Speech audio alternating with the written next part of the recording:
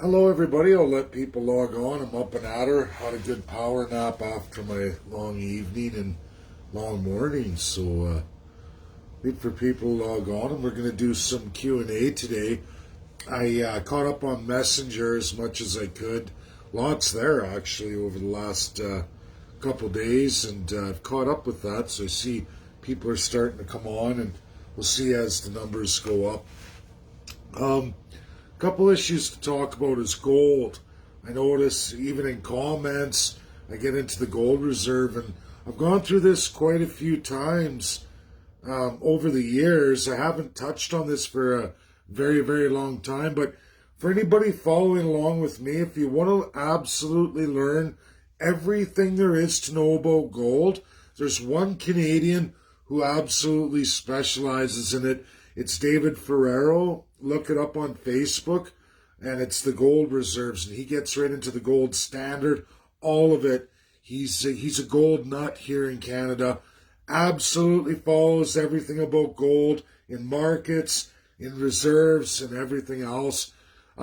Quick statement about that. There's another, namely Donald Trump. One thing about Donald Trump, for those of you who don't know or haven't read a lot of his books, he's a gold nut. It's in his brand. Gold is everywhere with Donald Trump. Not that he owns piles and piles of gold, but he loves gold. And the first thing he wanted to do as president is absolutely see the reserves. They're audited every year independently. The reserves are not in one location in the United States. There's several vaults throughout many of the 50 states, not all 50 states, but a lot of them. And they're all broken down into where you can find those gold vaults. And Donald Trump absolutely wanted to see gold. That was one of his first things as president. And he actually did get to do some of the bigger ones just to see what massive tonnage of gold looks like. I mean, I think any of us in that position would want to be able to go and do that, just to look at it, just to be awe-inspired in the real life. And that's reality. USA has the most gold reserves in the world. They're not secretly stolen by Barack Obama and these other mythical ideas people have. USA has secured those reserves, as is Russia right now too. They've upped their gold reserves, and I think they're number 2 now in the world. Just as of a couple weeks ago, Putin secured enough gold to obtain that level. Still substantially lower than the USA, but nonetheless, that's reality. There's just not enough gold in the world at a value high enough to secure any kind of gold-backed standard. That's the reality. The world has consumed that much wealth and in debt and everything else. There's not enough gold to back it up. So we use US dollar because it does have the world's record amount of gold. That's reality. That's USA. And for the foreseeable future, USA is going to be the dollar standard. People talk about cryptocurrencies or other forms of currency. The reality, the hard reality of that, everybody, is you need something verifiable, physically tangible to back up your gold. And I don't see China ever getting there. I don't see cryptocurrency. Just my opinion. There's other people who are devout worshippers of that stuff. But at the end of the day, anybody who has value of anything, they want to see a tangible asset. I don't know about you, but I don't like a promissory where there's no physical asset that I'm going to physically have to back up any kind of money I transfer over to you, or watching the value of my stuff be determined by an illusionary asset that may or may not be there. I don't think anybody wants that, because you can wake up one day and find out now you don't have anything. And why would you work your whole life to have nothing? I mean, it happens to a lot of us just through the stock market. And it's kind of funny, I post about Trump Jr. as he goes into the stock market with the AOC, which they got together today on that. And then they talk about that kind of reality, especially for the small little American Joe Jane or the small business owner, and what's happening there. Just as it is with Canada and having your government totally betray you, the people. And it's nice to see two groups coming together. I know the world of economics right now, people are coming together because I'm involved in that too, and I love being out there on that stage and coming together with people.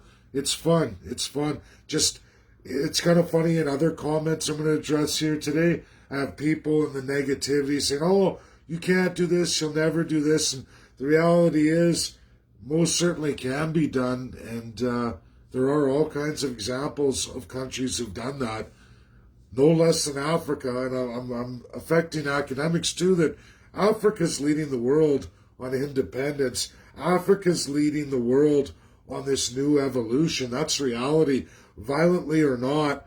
Media likes to focus on starving Africans and Africa's in such bad shape. But the reality, Africa leads the world in constitutional reform, absolute independence, and a gravity of a new world, a pan-Africa, a new type of system. And people, especially media, they try to focus on the negative, but they never focus on the positive of Africa. You talk about racism, and I've kind of moved academics on this, that look at what Africa's doing, like what I'm trying to do. This has already been done by Africa, and they're absolutely leading the world on this stuff. And it's true. And then they start looking at it and they're going, holy smokes, that is true. We're kind of looking at this the wrong way.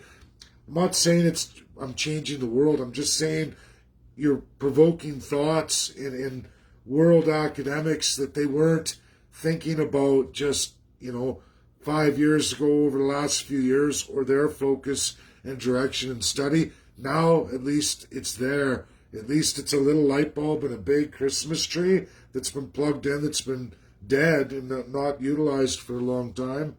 And when we're seeing that, it's not just me. There's other people affecting this change, which is good because we bring more and more academics. I'm trying to think of other issues a lot of you have brought up that are not so true. One I want to hit was Benjamin Abel. He posted on my line and a few likes on that. And I've had other of the 51st state people chiming in. And it's mostly Americans. And I hate to burst your bubble for Americans. It's easy to say one thing, but the reality of the world is not that way. It never has been, not since World War II. And that is nation recognition. United States does not have any authority to grant nation status, not on its own. It absolutely has to be done with the 4 other permanent members. And the proof, there's literally 22 examples registered of unrecognized states, that some of them have existed since 1952. And no matter what the USA says or does, these countries don't get nation status. The only way they would get it is USA would have to declare war, and vice versa for the other 4 permanent members of the United Nations Security Council. Proof of this, right now, just a week ago, Taiwan doesn't get independence. Hong Kong, no independence. Those are just, there's Tibet don't get independence, no matter what atrocities are committed. The states can jump up and down, cry out, be angry, and support these groups. But at the end of the day, there's absolutely nothing the USA can do except for declare World War III. If it's another UNSC permanent member, USA has to kick back and accept the fate of these nations. That's reality. Palestine, there's another one. Half the UNSC wants Palestine recognized and Israel recognized as 2 separate states, but the world can't come to terms on that. In those 5 members, Palestine has never had recognition. Never has, maybe never will, unless all 5 can come together. That's one that's as old as the UN itself. They've been in this limbo for more than, 70 years, going to be 70 years. And we can go on and on through many, many, many unrecognized countries. It didn't matter what the state said. if any attachment from a UNSC member is placed upon that unrecognized territory or region, they don't get status as a nation in this world. And it doesn't matter what any individual nation of the UN does, that nation don't get it. And it's proven real fact, everybody. If you don't get recognition from all five, you don't become a nation. And your ability to trade, your supply chains, your value chains, your human rights are not recognized in this world. And to say that's not a big deal, easy to say when you're the United States of America, no offense to people, but anybody outside of a UNSC permanent member, your life becomes utter hell. And again, look at any of those would-be nations, their lives are utter shit. Even Taiwan, I know I sat and I got to talk just 2.5 weeks ago now, talk with real Taiwanese, talk to a minister of Taiwan. Try having the papers. You can't travel from Taiwan all over the world freely. You have to go through China. And how do you suppose that is? Only very few Taiwanese have any kind of freedom of movement whatsoever. They can host people, people can come in, but they ain't flying out and having the great ball of a life. There's Geneva, Vienna, many treaties in this world that so many of us take for granted. We think that, oh, they're just magically there and everything's hunky-dory. It's not, everybody. Without the UN, you wouldn't have any of that.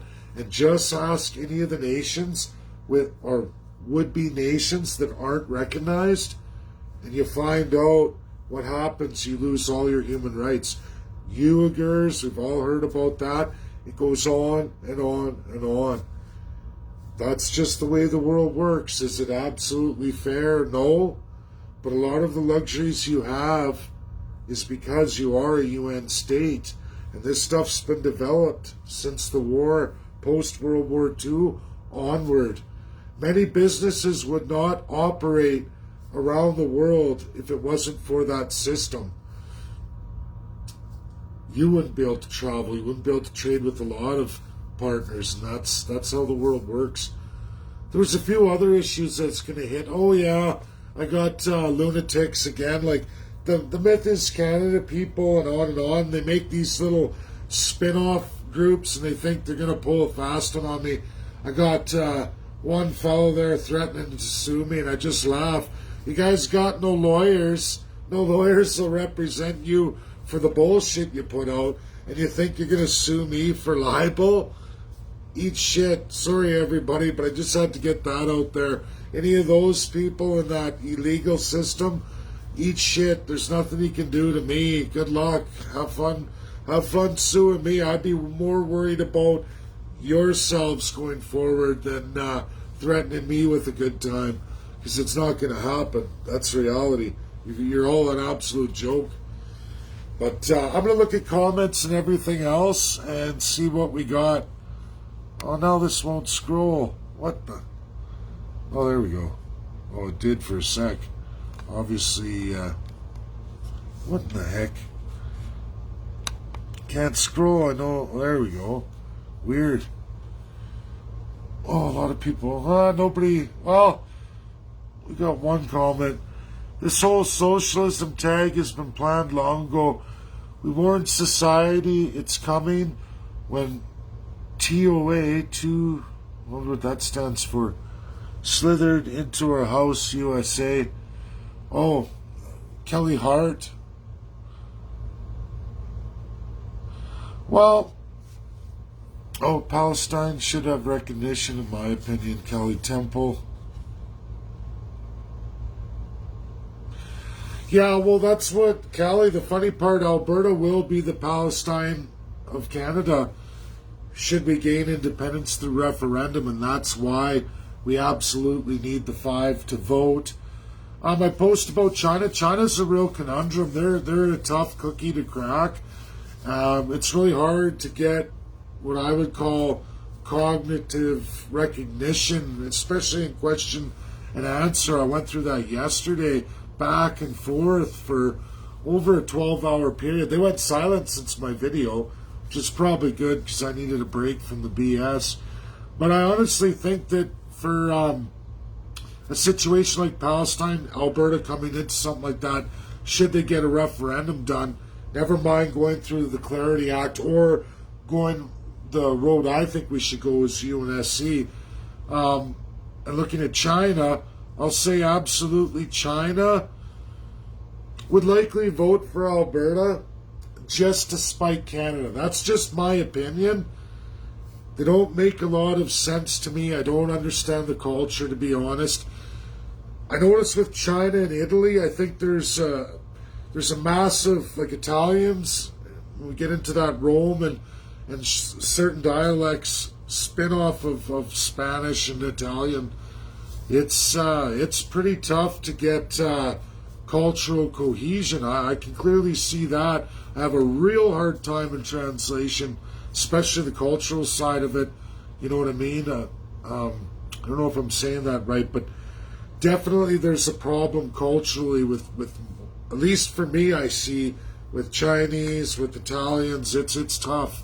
It's tough, and I don't know. You know, I think China would vote for Alberta just to spite Canada. I can see that. A lot of people say, oh, China's not going to help Alberta, but I don't think it's about helping Alberta. It's that they would vote for Alberta to spite Canada. And that's how we have to look at it. Sure, it's a roll of a dice, but I think they would at this point, you know. Back to Kelly Hart. She says this whole socialism tag has been planned long ago. We were warned. Well, see, Kelly Hart, this is the issue I have, and this is a problem with the States. The States has kind of two sides to a coin, and right now, because of the world that they established post-World War II, and they did that with the former Soviet Union, I find that there's a brand of socialism that may not be so bad. That's in the labor rights and standards and fighting the idea, the fact that people should be weighted in a capitalist system, in a true one. A true one doesn't mean massive flooding of immigration to bolster how many people are available for jobs. That was actually made illegal post-World War II, and it's the reason we had a World War II. It's also the underlying reason we had World War I, and that was that through capitalism and a version of socialism, the fat cats get all the wealth because they flood everybody into those lower jobs, the jobs nobody wants to do, trades, everything else. And they found that if you flood people from other countries into a region, you can devalue those jobs, the ones you want to devalue, so that people will do that work for you so you take all the wealth. That's not really capitalism. And this is what the world realized that a lot of the wealthy were doing, and it led to World War I and World War II. Russia, which was the former Soviet Union, highlighted these issues and the labor movement, and for a time being, America embraced that because they had their own labor movement just as bad as what the Soviet Union had leading up to World War I. But in World War II, USA was well on its way for unionization and labor rights. People were fighting back. That's free Americans. And that was fighting the capitalist system, exploiting labor. And a fault which is a globalist strategy, not so much a socialist strategy, but ultimately it functions the same way. And if you look at it, that's a problem here. This is the globalist side, which embraces exactly what the socialists want to do at the end of the day. A monopoly that's supposed to be legal in capitalist system, a regulatory function, but ultimately, like the game of Monopoly, you get to the monopoly. And that's where we're at right now worldwide. This isn't socialism. This is massive globalism run wild, using some socialist strategies, specifically flooding immigration. I know I'm Canadian, flooding immigration to absolutely make unemployment record highs, as bad as pre-World War II, made legal here in Canada, even though that's illegal worldwide. It's a human rights violation, but that's what we're seeing in the world. And now USA is starting to taste that. And I would think they're going to fight back. We watched Donald Trump Jr. and the AOC come together this morning on that Robin Hood issue and a problem with the capitalism. And they're kind of coming together. So I like it, but don't confuse globalism with socialism just yet. They look awfully alike because they end up at the same result. But it's an extreme right and an extreme left narrative that are finding a cohesion here. And then there's all the people in the middle trying to fight back. And it is confusing, but don't get confused by them. They're two different things with the same agenda and goal.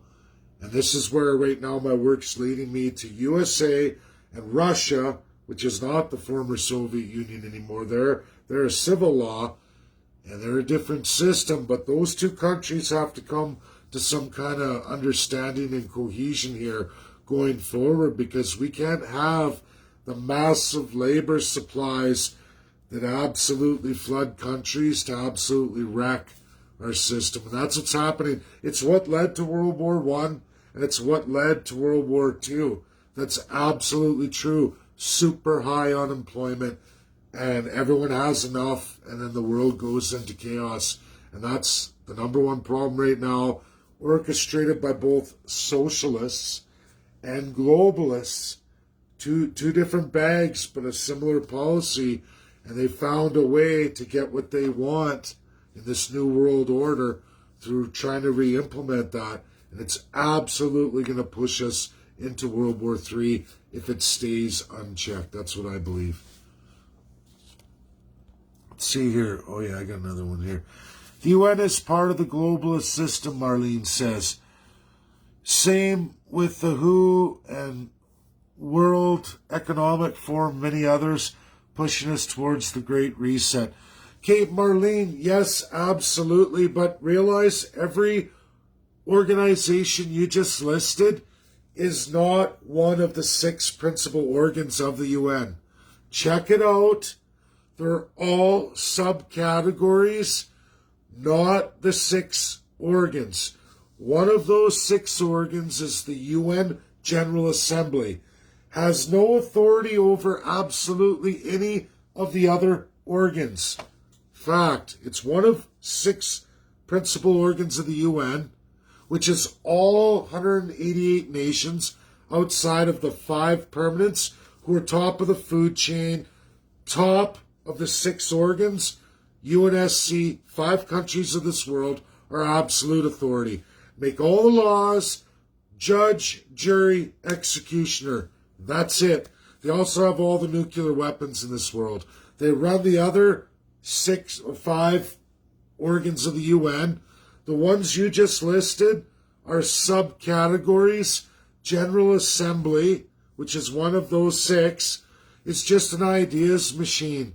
These other subcategories are all subject to UNSC, who can veto them at any time they want, which the WHO's been done in many times. They've been called out. They were just called out. But they have no real authority unless the 5 allow them to have authority, which they did for the pandemic. They came together, voted through the pandemic, whether that's scamdemic or what. So did the other 188 nations. But the reality is, the General Assembly that comes up with this NWO, none of it's international law. World Economic Forum, they don't make any laws. They don't establish your financials. Your nation does. Your leaders do. We all have to stop this. And I say this, I'm not mad at you, Marlene. I always have to address this. This is propaganda inside Canada, that somehow the UN dictates all our policies. No, the UN gets ideas, and a lot of them are civil law socialists. 70% of the world, member UN states, are absolute communist dictatorship or extreme civil law socialist. So they come up with ideas not bound into any international law. I mean, it's not bound over Canada. Your leaders do that to you, not the UN. Justin Trudeau, Stephen Harper before him, take these garbage can agreements that were shot down by the number one principal organ of the UN, which is the UNSC. They shot them down. They shoot down almost 99.99% of what is created in that UN General Assembly. These organizations you just listed, WHO, WEF, 99.9% of what they come up with is shot down, can't be bound into international law. Your prime ministers dig in the garbage can, pull it out, and apply it to you, the people of Canada, not the UN. They have no authority to implement anything upon you or blanket the world in laws. Your country does. Your country made a choice to take a garbage can agreement. When you hear the word non-binding, or if it's an organ not an organ, if it's an organization that isn't a principle of those six, I wouldn't be taking anything they say to any kind of accreditation whatsoever. And they're not binding international law. Again, your nation's doing that to you. This is a terrible, terrible lack of education propagated to all of you by none other than your federal governments and all parties. And again, it goes back to the corruption of government. They're really not here to help you. They're here to whip you into your little corner, put you in a little pen corral. You're all just cattle. That's reality. I hate to say it. NDP, Liberal, CPC, those three main parties are absolutely in bed with absolutely taking full control of all your lives and enslaving you to make themselves richer through foreign interests who absolutely support all three of those parties. Attached to some of the organizations you listed by special billionaire interests, global interest, foreign interests that absolutely bolster this stuff. You think Gates or the rest of them, people talk about Gates, he's just one of literally thousands of billionaires who work really hard at enslaving people because that's what they do. They love wealth. That's what they want. There's not ever going to be any end to these kind of globalist narratives. It's the game of Monopoly. It just breeds them. That kind of person exists. All the kind of sins of mankind are problems as people. As people ascend in life to this wealth structure, you're always going to have a percentage that wants to go that way, to take control of people. I need to control people. Just look at your neighborhood. You know that neighbor who's always ratting everybody out? None of the other neighbors can't keep their nose out of your business. Somehow they need to make sure you're following some kind of set of rules that they've imagined in their head should be blanketed across everybody. That's a nature of the world. Just like there's anarchists, just like there's leftists, there's people for the right. I mean, it's a human nature. People will gravitate to these narratives, and unfortunately, that's a minority narrative that there's a percentage of the population that will gravitate to. But is it binding on us in law? No. Only if we allow our politicians to get away with it. And that means voting. It means getting to your parties and saying, look, we got this, we understand this, we're sick of your shit. And that's what I'm going to try and bring forward in my narratives with my new federal party that'll be coming in the months to come. Hope that answered, Marlene. TOA, we got that one. I got to go down and see what new ones came up here. The whole socialism tag. Yep. Makes perfect sense to me. Okay, cool. Thanks, Kelly. Socialism first. I'm not sure about socialism first, but World Economic Forum is where shit comes from. It's UN countries doing the crime, but the UNSC does not. But the UNSC does not back these assholes. Yeah, that's right, Buster. This is corrupted government getting together with other... Yeah, well said. It's governments, corrupted governments. Thank you, Buster. Exactly. Brian Smith. So if Alberta separated from Canada, would it be the same as Hong Kong is to China? Yeah, that's a way of looking at it, but Hong Kong hasn't separated from China. This is the problem here. Get Hong Kong out of your head, everybody. Well, unless they go for legal independence. But Hong Kong was a British Commonwealth, part of their colonialism, an invasion of China, so to speak, and UK Sino war with China. This is absolutely the problem of two UNSC superpowers, and I hate to be the breaker of bad news for UK. You were League of Nations when you did what you did with China. They have full right to wage whatever kind of socio-geopolitical war with you or economic war. You got what you deserve. The League of Nations is gone. That treaty is gone for Hong Kong. It's not binding in any way. The UN is the new world power. As UK accepted that to have their power. China and UK are kind of, and France too, were not really strong after World War II. It was out of the good graces of USA and Russia to give them any kind of power, because China was wrecked with its own civil war, which was actually larger than the implications of World War II were in China, and that was Japan invading China as an Axis power was actually a small part of their problems. Their internal war was much, much larger than what Japan did, even though Japan pissed them off.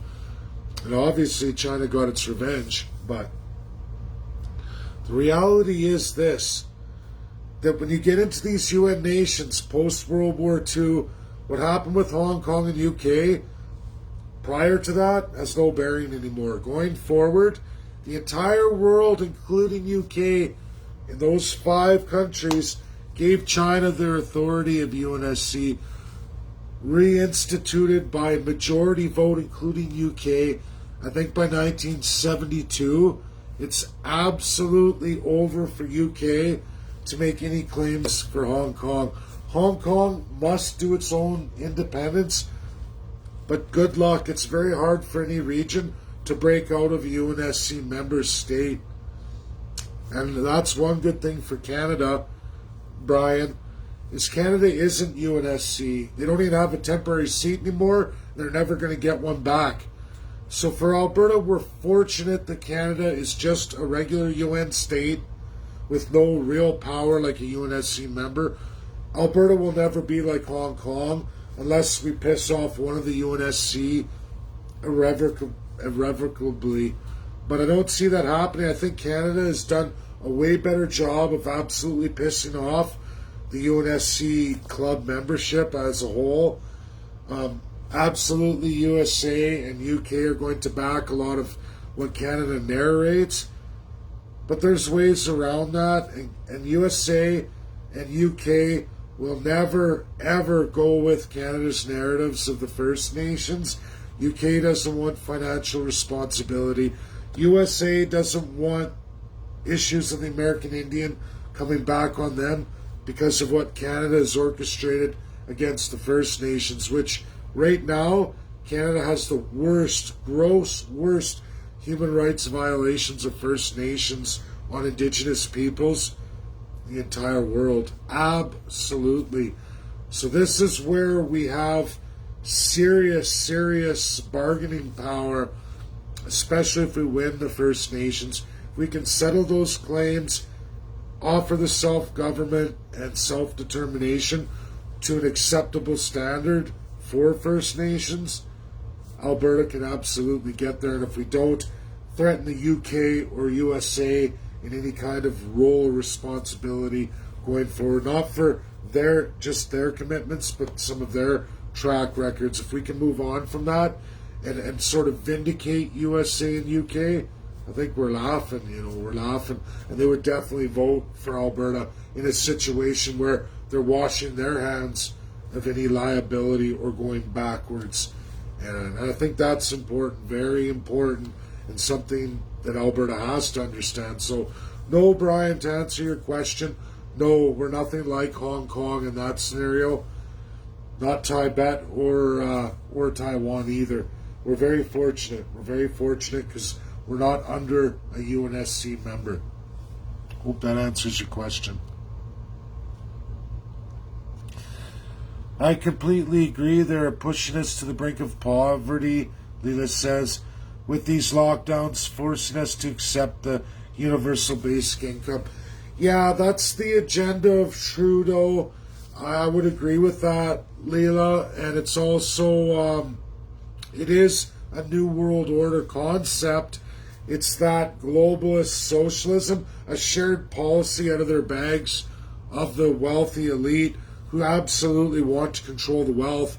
This guaranteed basic income isn't working out too well, even though this idea of a globalist wealthy private group of billionaires or absolute power of a government of centralized billionaires inside the country under socialism. Either way, it's not going to work. They think it will. They think they can convince you. And actually, Leela, to expand on that, terrific post there, because what's interesting, everybody, you see the Little House. Any of you seen the Little House post they share where they show the Little House? I am energy efficient.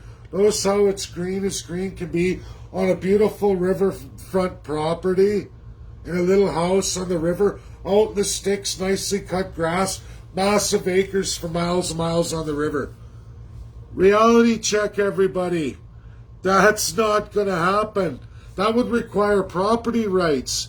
Do you think the guaranteed basic income, living off the grid in this beautiful mythical land of forever summer, is ever going to happen? No. From the Little House to downtown Hong Kong, Coffin City, that's where you're going, people. This mythical little house, energy independent with massive property, give your head a shake. I'm sorry, everybody, and I'm not attacking you, Leo. You know I'm not. I'm just adding to this because it's important, because I was blown away by how many people will eat that shit sandwich. The wealthy elite or the globalist socialist, it's Coffin City high-rise for you. That's ultimately where wealthy will take the guaranteed basic income. Multiple families living in a one-bedroom. That's where ultimately they all want to send you. No riverfront property in a mythical little house like those little vet houses. That's all the little carrot dangling out there. Except this, you guys grab it. And you go to grab it, and like I always say, very crudely, the carrot turns into something else.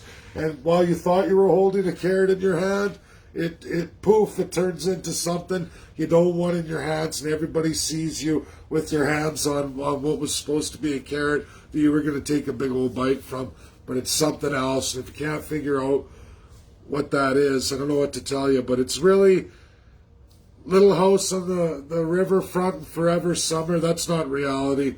It's the barrack blocks, multi-family living in a one-bedroom. If you don't believe me, there's world example to absolutely prove to you what you're going to end up in. And that's the trick of a socialism or an NWO globalism. Don't be fooled, people. Absolute trick. Sorry, Leela, I was just adding to that. It wasn't aimed at you. It was just another take of that. And then Buster says, when we have had all we can take and revolt, that's when they will send in the UN troops. You know what, Buster? UN troops will never function in that way. It's absolute peace and security. The UNSC runs that entire military, and they decide where it goes and what for, and it's only for peace and security. And yes, they would send them in a revolt situation that isn't sanctioned or voted through by UN, where the UNSC absolutely does. And for examples, Buster, look at Africa, who's had the most revolutions, the most states go independent than any other continent in history. Since 1952. Africa's had over 24 nations go independent, had massive revolution, still in revolution. Even with UN state status, they're still in revolution. They're working it all out. They're getting back into where they're supposed to be. UN only goes in when human rights are violated, and that's voted by the UNSC. So mass genocide, where they say, hey, we're wiping out all the Christians. Let's just say, because I'm not picking on Muslims, but the Muslim states that are revolting on Christian states in Africa, or the Muslim states revolting up against the natural law African, and they grab through genocide cultural, whether it was the indigenous African beliefs, and then they all crucify them through the Muslim state imposed. Yes, UNSC as a five can look at that and impose the UN military to go in only as peacekeeping and only to stop the genocide, or at least resist it. And we're seeing that Syria right now, and it goes on and on and on. You know, it's what that is for. Unfortunately, with the UNSC binding five, when they're doing their own atrocities like Uyghur Muslims, there's no UN peacekeeping missions there. Sorry, that's just some of the flaws of the system, and you can't save everybody, and it's really tough when it's a UNSC member themselves, and that's where the world's going through. The only way to stop it is to issue World War III. We're not there yet, but maybe. I hope that made sense, Buster. Leah says, thank you for educating us on the five. Oh yeah, Leela, UNSC has absolutely all authority of any and all international law. They also have the power to veto a lot of it. Not binding membership of the UN, but they can veto a heck of a lot. But they can themselves individually breach binding law, and then they get sanctioned too by the other four if the other four vote for that. Russia, prime example, Crimea. Russia's in trouble with that. They're starting to lighten up on that. We're watching Joe Biden deal with Russia. All the stuff he accused Trump of, Biden's doing it himself within a week. But yeah, Leela, that's right to answer your question. Absolutely, UNSC has all authority over all those organizations, which are not one of the 6 organs, but UNSC being the absolute top authority in the entire world. Once they're all 5 vote on something, it's bound. They overstep the WHO. It goes on and on. Many organizations, any organization, Leela, they can have you whacked. Like the joke of MI6 UK, like we're talking, what is it, GoldenEye, like James Bond, 007.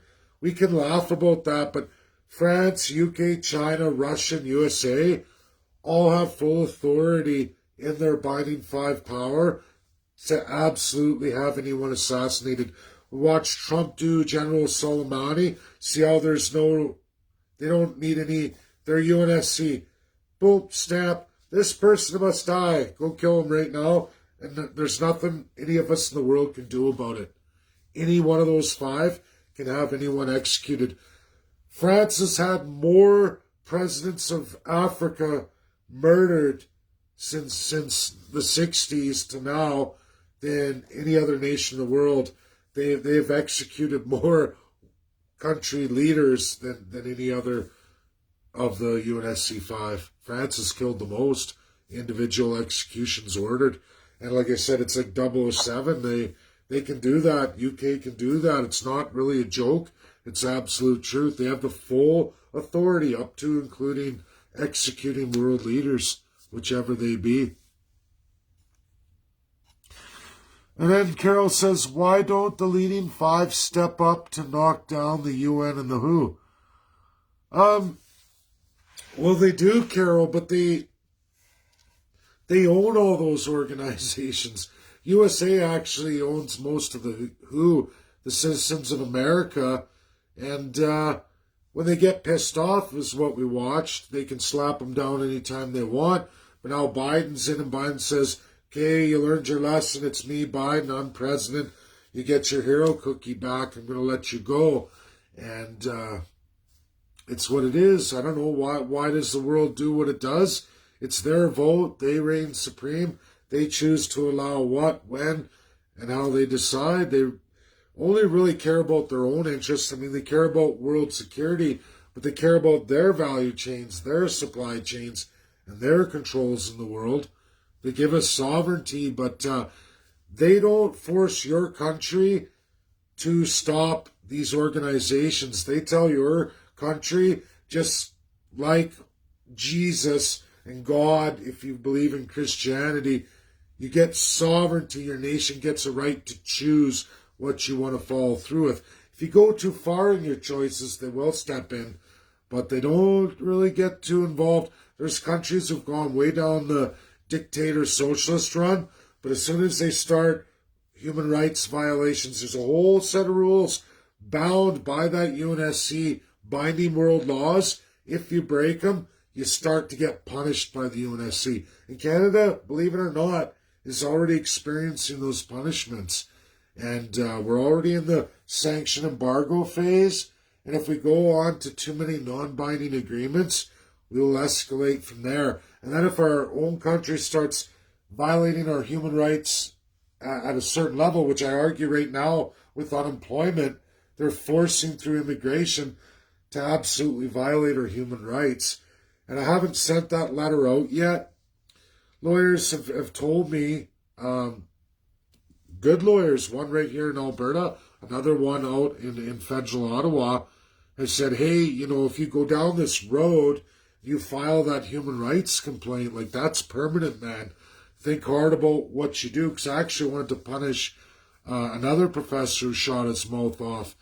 But I've held back right now. I'm not absolutely sure I'm going to do that yet. But you can use the 5, and they can make a ruling should they hear your case, or the International Court of Justice hears your case, rules on it. When they rule, it absolutely goes forward to those 5 UNSC, and they can administer any punishment they want or any judgment they want. And once they do that, that's permanent. That's it. It's done. So I haven't got there yet. Anyone can go to them, Carol. That's the truth. It's just a matter of how you get to them. Will they hear you? Is it on their agenda and plate? I think unemployment would be. But I don't know. I have to send a letter.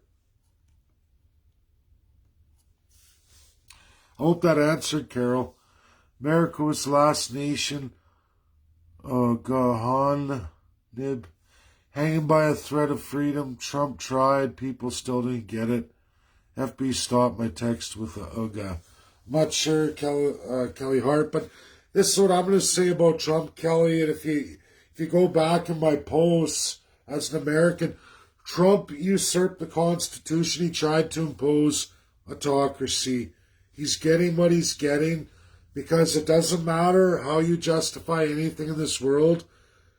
I respect the USA enough to respect the USA's Constitution, its sovereignty, and they established the law of sovereignty in this world. 1946, Russia agreed to it, and so did the other 3 nations of the UNSC. And because of that, I've read your Constitution. I've read the American Constitution. State authority, that's how we get UN states. It's based off the 50 states of the USA, an absolute division of power and sovereignty of those 50 states. Trump tried to take that fundamental sovereignty of the 50 states away. He tried to challenge that. He lost in the Supreme Court. I agree with their ruling 100%. Regardless, I loved Trump a lot during his whole 4 years, but he went too far when he tried to usurp the American Constitution. It's wrong. Doesn't matter in the name of what autocracy. It's never right to go from democracy to autocracy. And I don't think the USA would like to turn into a Russia-style government of civil law. I don't believe a civil law republic would ever be in the Americans' interest. You'd lose all your rights and freedoms. That was the unfortunate decision Trump made and why I no longer support him. He went unconstitutional. I'm a constitutionalist. I'm a libertarian. I loved the libertarian approach that Donald Trump brought forward. As a Republican president, he just went too far the other way. and I could not follow him. Post December 15th, I hung on. I said quit at December 15th. He did not. We're absolutely going to see not only he's been impeached, but we're going to see a conviction here. And it's the end of Trump in politics. I believe that may likely come. Now, the court of Senate is not a court of law, so to speak. So I am really just rolling my dice, in my opinion, here. Absolutely rolling my dice. But I believe they're going to convict Trump on the fact that he'll never be able to run again in politics. I think that is the ultimate outcome that they're looking for, and I have a feeling that's what Senate is going to rule on. Will they get the 2/3? I don't know. But that's what's going to happen. And Trump brought this on himself. Regardless of his heart, what he meant for it, never go unconstitutional, never strip the states of their sovereignty. It's wrong, wrong, wrong. And it doesn't matter in the name of what. That's my opinion.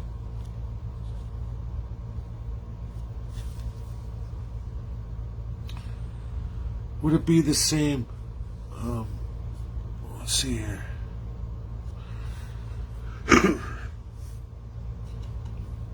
Just nice comments here.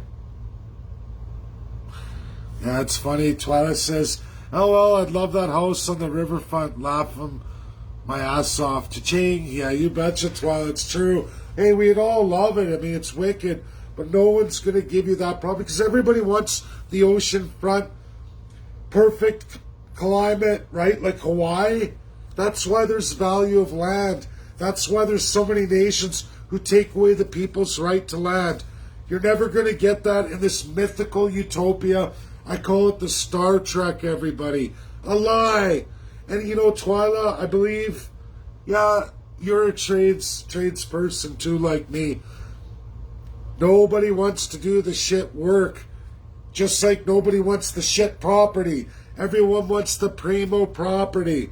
Who's going to live out on the sticks in the windy, dusty bowl, high elevation, cold all the time? Nobody wants that property, so they have to create value of your work and resource harvesting. That's how we get people to do. And they're finding creative ways to upset that, twist, and break it. It's always been a goal of the left, and it's a very strong goal of the globalist, which aims for the monopoly, which is the exact same outcome of socialism or globalism. We're really in big trouble here, people. We need to get some rules strengthened. Russia and USA, I believe, have to come together now. And if this is going to be Biden and Putin, fine. But you guys better strengthen some kind of rules on unemployment, or you're going to have people disband from the UNSC. Now, it might not be in my lifetime, but if you think 2050 is going to come with smiles and rainbows, no, I know it won't. I'll be super old man, or I might not even be dead, or I'll probably be dead by then, right? I mean, it's 30 years away. I'm going to be pushing 80 years old, right? Over 30 years away, I'll be pushing 80 years old if I'm still alive.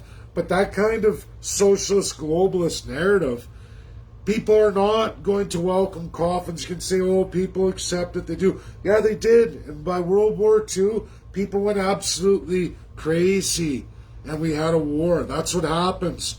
You get rise of Hitlers and Stalins, and that's what will happen again. And if they don't see that, you don't have enough experts, coming forward to advise you. But I most certainly think they do. And I most certainly think they do see this. The world has its right under sovereignty for each of these nations. Unfortunately, Trudeau gets to go a far, far way, or a Stephen Harper or an Aaron O'Toole. They get to go really far in their narratives. Oh, so far they get to wind it up until they wound the elastic up too far and slaps them in the nose and face, pitchforks, fires, burn the system down. And I don't think the UNSC wants to let that go that far. And I think Biden and Putin have to come to an agreement here and a path forward, because we can't have ridiculous unemployment. We can't force people too far, or there's going to be blood in the streets. I believe that. And I think that will lead to World War III. They must all see it. You have to see it. People are waking up too far, too fast. We're in a high digital tech world. People get out on social media, just like myself right now. We get to go through this stuff. Rich are from the Shisho. No problem, I got it. Seen what in Syria was actually going on there, yeah. Oh, down quick then Clinton got caught, think, yeah. Why is Biden ramping up Syria again? Well, that's the left narrative.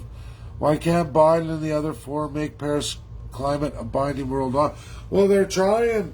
If Biden, Heather Karen just made up a good point.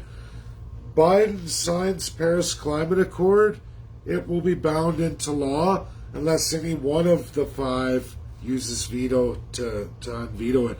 Now, I don't know if some of the members have not voted and just allowed it to go through without voting, meaning they reserve the right to say, hey, we don't want to implement this. But realize, everybody, Paris Climate Accord is full of projections of a new world, that's if they want to follow the environmental. None of the UNSC have to follow anything. The rest of the world can follow it. Ha-ha, suckers. And that's what I see clearly for Canada. Disperse your resource wealth out to the world. Thank you. We'll take a piece of that, suckers. Again, stealing property rights. And that's what Paris Climate Accord is. Clearly, from what I see, a way of transferring someone's property rights inside their sovereign state or regions out onto the world stage. That's what I see.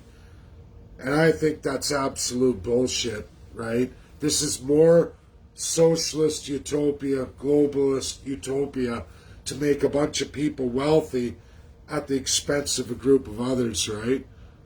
Again, who does the shit work? Who does the harvesting? And how do they get fed? And how do they get compensated? Oh, we haven't thought of that.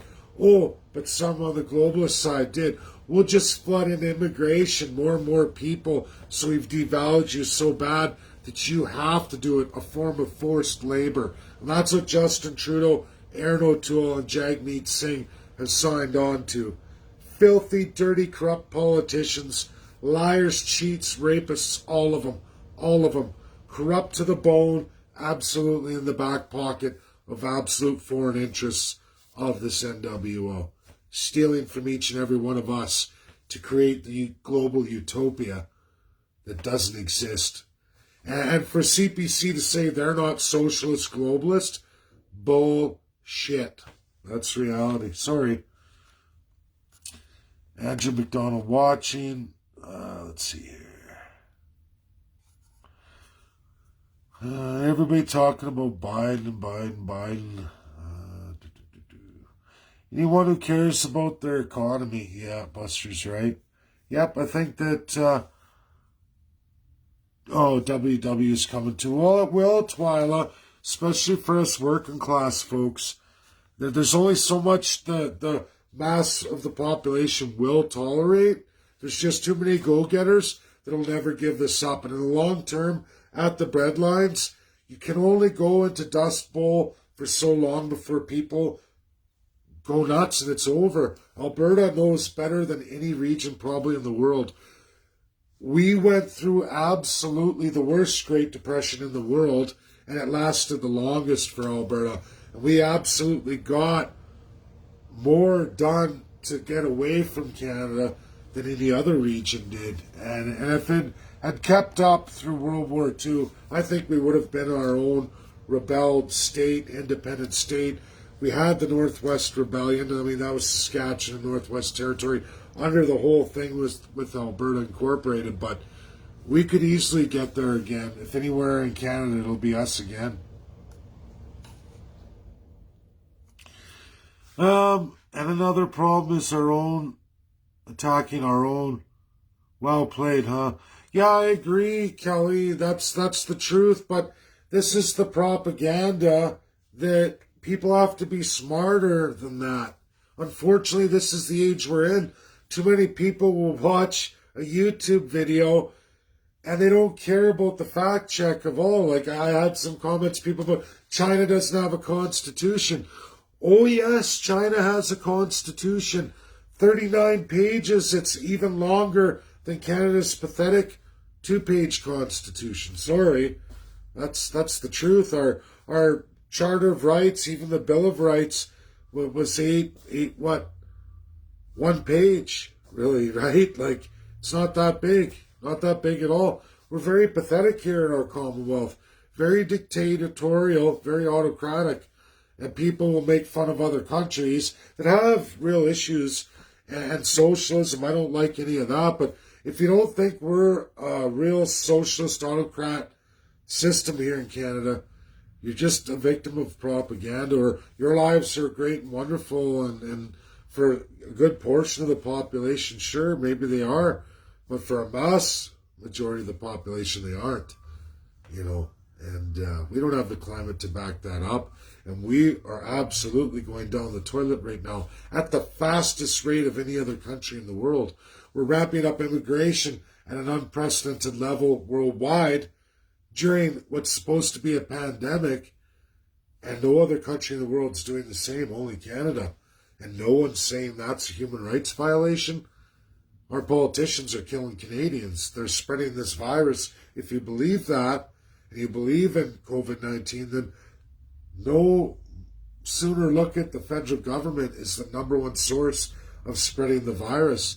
And absolutely, all these variants are here, and everything they've done to destroy your lives, your businesses, your employability, is absolutely orchestrated by the government through their aggressive immigration that's bringing all this down upon all of you. They're killing you. They're killing your seniors. They're spreading the virus. The government is, through immigration. 400,000 more this year. A rate of immigration not seen anywhere in the entire world. And nobody's participating like Canada right now in this COVID crisis. Sad, right? I say it's a human rights violation. It should go to the International Court of Justice. Maybe I will, maybe I won't. I haven't decided yet. But of course, I'll ask all of you to do that.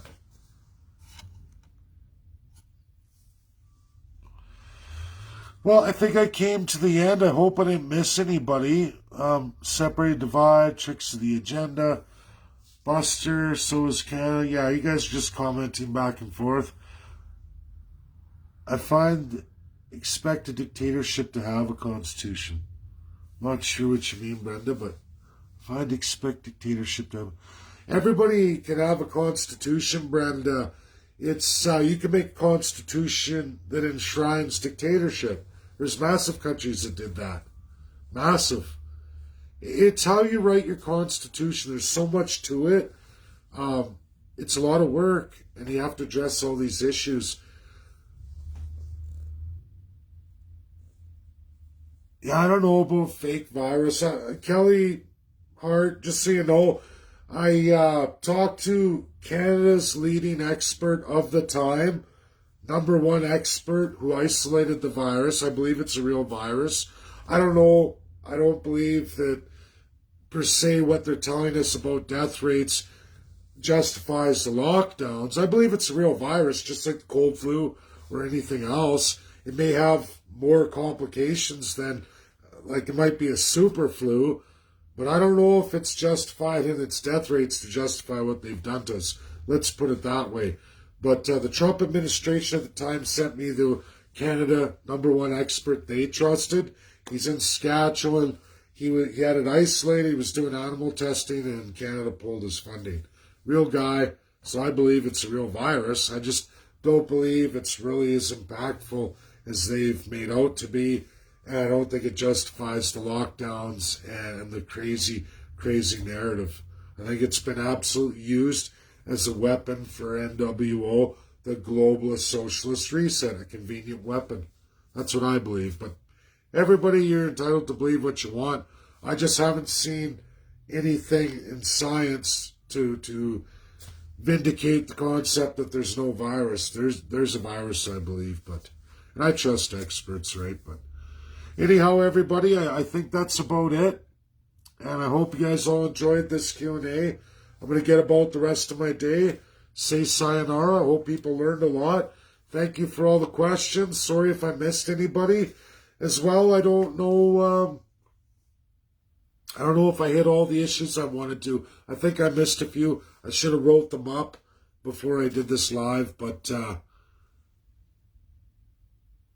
yeah, that's it. Thanks, everybody. I see everybody signing off. Bye now.